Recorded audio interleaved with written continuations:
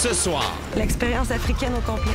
On va nourrir des vautours, puis ça, c'est comme leur restaurant. OK, je vais devenir végétarien. Puis là, il commence à partir. Wouh! Il va revenir, il va marcher comme un cowboy. 250 kilos de muscles, mon toi, là. Il arrivera, qu'est-ce qui arrivera? Il y a des chauves-souris qui se mettent à voler, ils sortent de leur taverne. Je me souvenais plus, ça ressemblait à quoi le silence? 2 mâles, lions. J'ai le goût d'y toucher.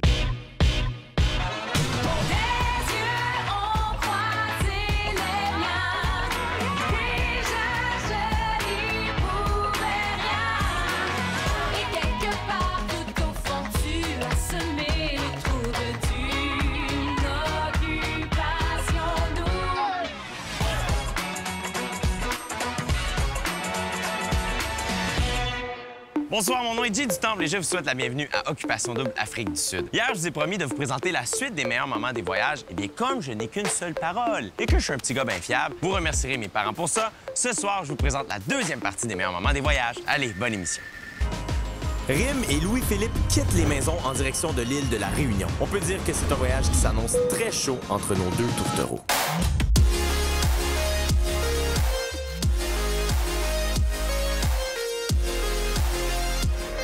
À peine arrivé à La Réunion, on se dirige dans un petit aérogare. Et là, je comprends rapidement qu'on va faire de l'ultra léger. Puis j'étais complètement excitée, là. Tellement d'âme. Puis là, il commence à partir. Wouh! Pour vrai, quand l'avion a monté dans le ciel, j'étais choquée.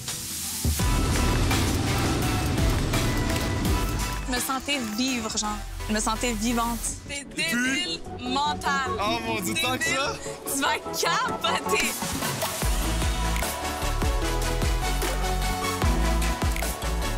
On m'avait dit que c'était malade, puis je lui ai dit, ouais, t'avais raison, c'était une expérience unique dans la vie. Ouf! 100%. Après l'activité du ULM, on embarque dans la petite vanne, on rentre dans la forêt. Puis là, on rencontre Émeric qui nous dit, hey, ça vous tente-tu de faire du canyoning? On va aller se promener dedans, faire les cascades, un peu de tyrolienne. Oh my God!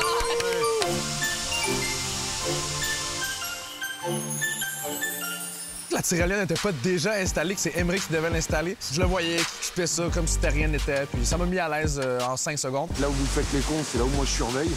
Là où vous flippez, si c'est fait correctement, c'est là où moi je suis tranquille. On va commencer par ce qui est peut-être le plus impressionnant pour vous. C'est là où il y a le moins de danger, parce que quelle que soit la connerie que vous fassiez, c'est l'équipement qui fait tout à votre place. Là, genre, quand tu m'expliquais ça, je me suis dit... Puis là, moi, ça passait pas, là. J'étais comme... Oh, maman! J'étais stressée en... Rim, elle parlait plus. Donc, quand Rim, elle parle plus, c'est que ça file pas trop pour elle. Il a commencé à nous expliquer comment mettre les harnais. Je comprenais rien du tout. Pour moi, c'est trop de calculs mathématiques. Oui, il n'y a pas de problème. C'est sûr. Je m'attendais pas du tout à ça, mais j'étais comme... Wow!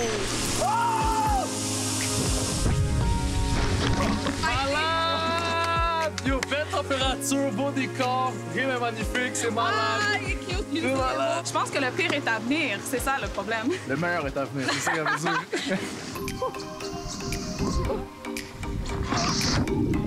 J'ai tellement apprécié l'attitude d'LP. Je l'ai trouvé vraiment cute avec moi. Il était très bienveillant. Veux pas, j'avais peur de cette expérience aujourd'hui. Puis je l'ai faite. Puis c'est vraiment en grosse partie grâce à lui.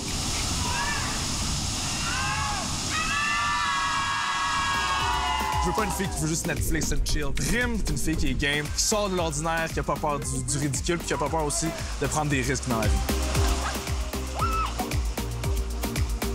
J'ai vaincu ma peur. Non, pour vrai, c'est grâce à lui. LP m'a dit que ma combinaison va aller bien. Fait que... Oh ouais, A1. Après une super bonne nuit de sommeil, on se dirige vers le piton de la Fournaise. Qu'est-ce qu'on fait aujourd'hui? Eh bien, aujourd'hui, on va aller visiter des tunnels de lave. Vous êtes sur l'un des volcans les plus actifs au monde. Après un 5-10 minutes de marche, on voit un petit trou, un petit tunnel. Là, je suis comme, hey, on va vraiment aller là-dedans? Je veux-tu rentrer? C'est sûr que Kiari, 100%, il rentre pas là-dedans. Il n'y a qu'une vingtaine d'endroits dans le monde où on peut avoir des tunnels de lave. Et là, t'es dans un de ces 20 endroits. C'est juste pas mal. insane. On a la chance de découvrir ça aujourd'hui. Je suis quand même excité. Eh bien voilà, là on est dans l'entrée principale du tunnel de lave de 2004. Cette carapace, elle va continuer à refroidir par les extérieurs et de temps en temps, elle peut se souder. Et bien c'est ce qu'on a. Et donc ça reste stable. Et donc ça nous a créé notre tunnel. On se balade dans un énorme coulant ou fondant au chocolat. Vous allez comprendre pourquoi je vous parle de chocolat. Il y en a? Ouais, tu vas voir. Ah! On dirait vraiment du chocolat. C'est vrai ou pas? Ce plafond, là, vous pouvez toucher, hein.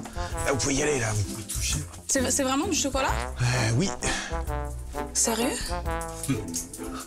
Ah non. Mais non. Mais t'as vu, ça y ressemble quand même, hein. Tu connais Charlie la chocolaterie? Regarde, on est dedans, hein. Jennifer et Kevin s'envolent à destination d'un joyau d'Afrique du Sud, le mondialement célèbre Parc national Kruger.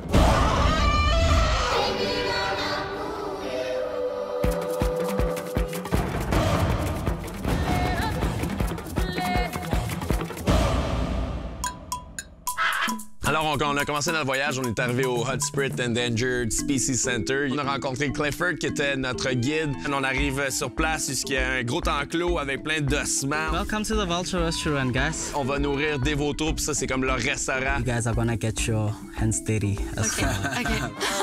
Oh mon Dieu! C'est dommage sick. Attends, C'est pas mal ça. Ensuite, on avait comme des gros bacs de viande, mais ça... Vraiment dégueulasse, ça sentait vraiment pas bon. OK, je vais devenir végétarienne. Hey, ça me donne faim, ça! Yes! On a jeté la viande et on a attendu que les vautours s'en viennent. Hey, qu'est-ce que ça s'est rapproché? So if you guys would stick your heads out, you'd notice there's a Là, il lot arrive of them. tout comme ça, là, en attaque full force sur les carcasses. Mais... Ben voyons, hey, ça me fait rire. C'est débile, hein? Oui, c'est malade. Je sais même pas de mots pour le décrire à quel point c'était beau à voir, là. We're gonna go feed our rhino babies now. Yes! Kev avait l'air très ému. En fait, il était sans mots. Une fois dans ta vie, ça. Une fois dans ma Écoute. vie. Et ils savent, hein, ils savent qu'on a de la bouffe. C'est malade, hey, ils ont full oh mon Dieu! Yeah, we have 2 zebras as well. Hey, c'est ça? This is Zita. La corne, elle me frôlait quasiment à la face, puis j'étais là, j'ai le goût d'y toucher. J'étais juste sans mots, je capotais ma raide. So, this morning you are going to help me feed the cheetahs. Oh mon Dieu! Je capotais, mon cœur battait 100 000 à l'heure. C'est tellement... Puis on voyait vraiment que Jen, elle tripait, puis c'était vraiment adorable. Les guépards étaient vraiment comme très furtifs. Quand ça breakait, ça faisait un U-turn, puis il y avait le sable. Ça court vite, entre 100 et 120 km/h. Okay, so you guys can grab 3 bowls for here, please. Par la suite, on avait une corde à tirer, puis ça l'ouvrait en fait l'espace pour que les guépards puissent rentrer dans leur enclos puis se nourrir. J'ai été très proche de un, en particulier un guépard. On était vraiment... On se fixait dans les yeux, là. Je peux même pas expliquer le moment. Genre, faut que tu le vives pour le comprendre. Vous vous rappelez, le Big Five, c'est les lions, les éléphants, les rhinocéros, les buffles et les léopards. Et là, on tombe sur des lionnes. 3 lazy girls at this moment in time. I'd go and say probably about 4 or 5 years old, these females. There we are. Hey, c'était tellement beau. Un beau gros matou. J'adore les matous, j'adore les félins. Dans son walkie-talkie, on lui a annoncé qu'il y avait des chiens sauvages. C'est spécial, ça ressemble à un chien, mais c'est un peu plus petit qu'un chien. Une queue vraiment longue. Super. Il y en a même pas 5000. C'est fou, là. C'est en danger comme espèce. Oups. On se promène, puis là, il nous dit qu'il y a une surprise qui nous attend. You're more than welcome to climbing out over here. Welcome to a little sundowner stop. Une vue magnifique sur un lac, le soleil qui perce à travers les nuages. En plein milieu de la savane, c'était juste magique. C'est que ça! Ça n'a pas de bon sens. Oh mon Dieu! C'est malade. Ouais. Regarde juste leur démarche. J'étais juste... Tout le paysage en arrière, le crépuscule, le coucher du soleil, c'était incroyable, c'était super beau. À tout ça, à tous ces moments-là. Absolument. Ouais. Cheers. C'était une belle touche finale à ce que je croyais étant la fin de ma soirée. Hey, les surprises, là. Ah, there we are. Fait qu'on continue, et Jason nous apporte à la cerise du Sunday. 2 mâles, lions. Yes. Oh mon Dieu. Wow. Ça m'a vraiment plus impressionné que tout ce que j'ai vu aujourd'hui, là. Kevin, encore une fois, il était émerveillé comme un enfant de 5 ans. Il commence à se licher un peu, faire sa crinière, tout se mettre beau pour la caméra, puis là, il pousse un rugissement. It's the sound of the king right there.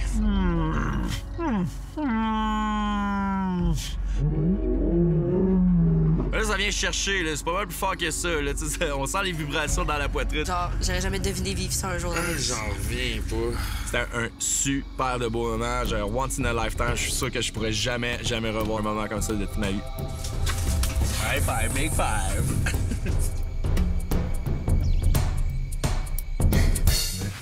Bless you.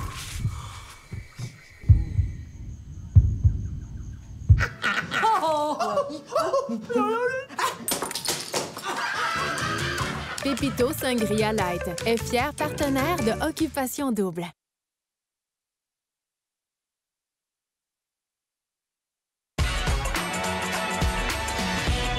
Camille et Louis ont quitté le Cap vers le pays des 1000 collines, le Rwanda.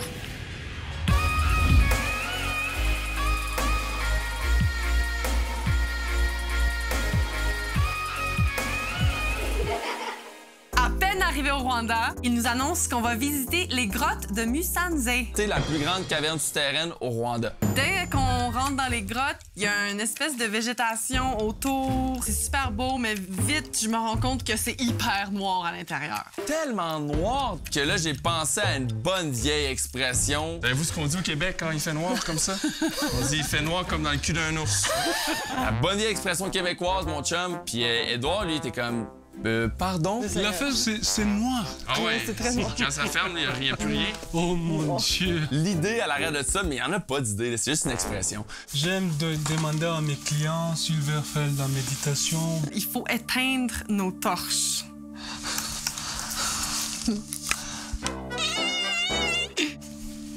Prenez du temps. Combien de minutes? C'était noir. C'est vrai qu'il va nous péter, c'est le bon moment. Un moment de silence. Excusez-moi. Oh. Après quelques minutes de marche... Les chauves-souris. Ah! On entend des petits bruits... Là, tout d'un coup, il y a des chauves-souris qui se mettent à voler, ils sortent de leur taverne. Même qu'Édouard nous a mentionné qu'on avait été chanceux d'en voir autant. Puis ça m'a tellement impressionné, là. Voilà, fini! C'est-tu pas beautiful, ça? Alors, ce matin, on se dirige vers le parc des volcans. Nous sommes dans le parc national des volcans, c'est ici au Rwanda. Nous allons voir les gorilles de montagne. Des gorilles aujourd'hui? Des gorilles en liberté. Rosa, c'est la famille que nous allons voir. En chemin, on s'est arrêté dans une forêt d'eucalyptus. Puis il nous montrait justement comment les gorilles se nourrissaient. On va l'essayer. Et Louis s'est même mis à le faire aussi. Donc on arrache ça avec nos dents puis on gratte nos dents sur l'eucalyptus. C'était vraiment un moment super drôle. Tout à coup, on arrive dans une forêt de bambou. Là, c'est vraiment l'espace où est-ce que les gorilles de montagne sont. Nous communiquons avec les gorilles. Je vais demander la permission au silverback, au doigt argenté. C'est donc bien cool. Ce bruit-là signifie qu'on n'est pas un danger pour les gorilles. C'est le moment de voir les gorilles. Je regarde derrière moi et il y a une maman avec un bébé sur elle. Un enfant d'environ 1 an et demi qui nous a mentionné. Puis là, on a vu justement la mère qui est passée vraiment à côté de nous avec l'enfant. Donc c'est vraiment à ce moment-là que je me suis dit, OK, ça se peut pas, là. Ils sont pas à 15 mètres de nous autres, ils sont littéralement à même pas un pied, là. Ils passent à côté de toi, puis tu te penches, puis tu le laisses passer, tu leur laisses vivre leur vie. Louis, il était tellement cute aujourd'hui. Il parlait aux gorilles, les gorilles lui répondaient. Plus on descendait, plus les gorilles, ils sortaient de partout. Et là, j'ai vu la maman gorille avec le bébé d'1 semaine. J'ai capoté.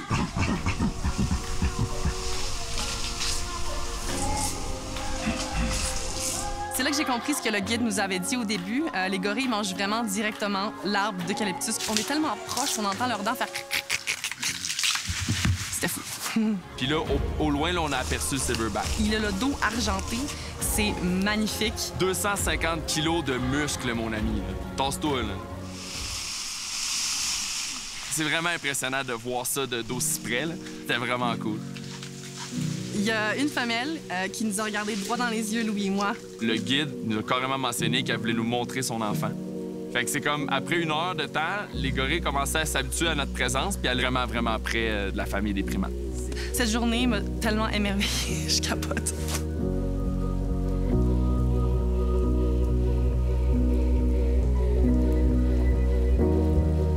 Tu parlais genre leur langue? J'ai essayé. Puis ils parlaient genre? J'ai essayé de faire mon Dr. Doolittle, là. Ça a marché. Ouais? Oui. Dans cette leçon, on s'est rendu au parc national Nyungwe. pour aller faire du canopé. Pas large, hein? Oh! Hey, j'ai hâte! C'est tellement beau. Oh! Parle au singe. Ça part au singe. Ça y est. Ça marchait plus avec les gorilles. C'était super impressionnant, honnêtement, les buts à couper le souffle. On est dans la forêt primaire du Rwanda. Oui. C'est une forêt qui n'a jamais été touchée par l'homme. Par l'homme, ouais. Ouais. Puis tout est protégé ici. Tu comprends pourquoi ils appellent ça le pays des 1000 collines. Il y en a à perte de vue. Puis honnêtement, c'était magique. C'était vraiment un super de beau moment, puis c'était mémorable. Rapidement, on nous annonce qu'on a une autre activité et on doit rapidement partir. Pour se diriger dans les véhicules et arriver devant un hélicoptère. C'est parti!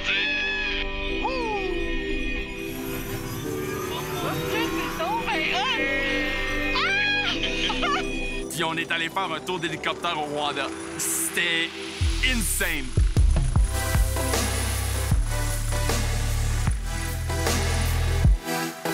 Ça termine tellement bien la journée, là. Les gens d'air. Sac. Je m'attendais pas à ça.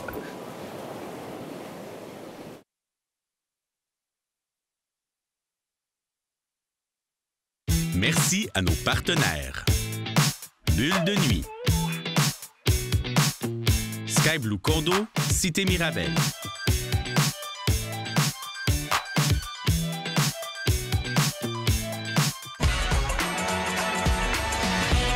Alexandre et Chiari quittent pour le Mozambique, direction Bazaruto. Chiari sera encore une fois confronté à ses limites, puisque c'est l'endroit rêvé pour faire de la plongée.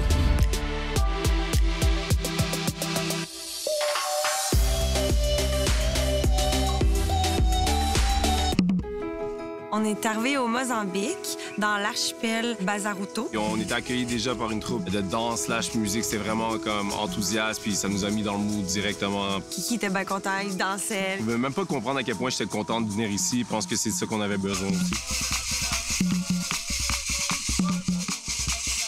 My name is Alphonse. Welcome to Disabled. Mes grands-parents ils ont des chevaux. J'ai déjà fait de l'équitation. Jamais dans des climats comme celui-là. Pas pire, pas pire. Kiki, je pense qu'il était comme pas sûr au début. Là. Parce que mes pieds sont longs, ça frappe tout. Tout à lui le plus grand, le plus fort. Puis là, le fait d'embarquer sur une bête aussi grande, ça se fait mal? Ben écoute, pour un gars, c'est intéressant. On dirait qu'il était comme plus en contrôle, il était pas sûr. Il va revenir, il va marcher comme un cowboy. C'est ça. Juste comme ça, c'est genre la première fois que je suis dans les dunes de sable de ma vie. Là. C'est malade, hein? On se créerait en Égypte. Oh my God! Wow, check ça! On s'attendait vraiment pas à voir des dunes de sable. C'est malade. C'est comme ça sortait de nulle part, un peu. Rendu en haut de la hutte de sable, c'était le coucher de soleil. Le timing était juste parfait. C'est sûr que quand tu regardes le paysage, t'as juste le goût de te garrocher dans la mer. L'eau est turquoise comme jamais. Puis la prochaine activité, c'était de la plongée sous-marine. Je suis ton père. Écoute pas Star Wars, c'est correct. Moi, je peux pas vraiment me comparer à lui. J'ai pas peur de l'eau, j'ai pas peur... Tu sais, je nage très bien, mais pour quelqu'un qui sait pas nager, ça devait être vraiment, vraiment difficile. En premier, je pensais pas que c'était possible que je pouvais en faire de la plongée. Il arrivera, qu'est-ce qui arrivera. Ça va bien aller. On a atteint une autre dimension. C'était écœurant. Il y avait des poissons de toutes les couleurs, des étoiles de mer. C'était juste incroyable. Je pouvais juste me concentrer sur moi, les poissons. Je me sentais comme une sirène. Le fait que je voyais Alexandre qui avait aussi beaucoup de fun, ça me faisait sentir mieux puis plus en confiance. À un certain point, je pensais plus au danger puis je faisais juste profiter du moment. Ouais, on l'a fait. C'est un high five? C'est un high five. C'était tellement calme pour une fois. Je me souvenais plus ça ressemblait à quoi le silence. Fait qu'on a juste comme pris ce moment-là pour apprécier la beauté de la nature. Santé. Cheers. J'aurais jamais cru que j'aurais fait de la plongée. Je pensais pas que comme si tu savais pas nager, c'était possible. On va être mal en attaque, moi non plus. Finalement, ça a bien été. Ça a super bien été. Fait qu'on est reparti en bateau. On s'est enligné sur le resort. Un moment donné, ils ont coupé les moteurs. On a vu des dauphins. Moi, je trouve ça vraiment cool. J'en ai jamais vu dans ma vie. Vraiment excité de les voir sortir de l'eau. Ils nous ont expliqué que c'était des dugongs. J'avais jamais vu ça de ma vie. Les guides nous ont expliqué qu'ils appellent ça une vache marine. La queue d'un dugong, on a appris que c'est l'inspiration pour les sirènes. Les sirènes, moi, ça me fait penser à Alexandre. Fait que je trouvais ça drôle qu'une vache de mer me fasse penser à Alexandre. Mais en tout cas, je pense un peu bizarrement dans la vie, moi.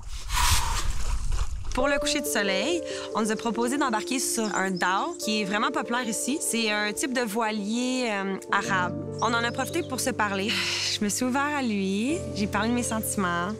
J'ai dit que je commençais à tomber en amour avec. Moi, je m'en fous de quel char tu conduis, je m'en fous de ta maison est comment. Je le sais pas en ce moment, puis ça va rien changer, tu comprends? Je suis en train de tomber amoureuse de toi avec juste toi, tu comprends? Sincèrement, ça m'a tellement fait du bien, puis il fallait que je me calme pour vraiment réaliser la situation. J'espère que tu vas être aussi chanceux que moi, de genre ressentir la même chose à un certain point. Pour vrai, je suis sûre que je t'aime autant que toi, tu m'aimes. C'est juste que je suis moins démonstrative, mais je t'aime.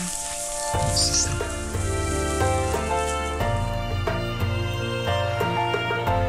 Je décide d'y aller pour l'expérience au complet, l'expérience africaine au complet.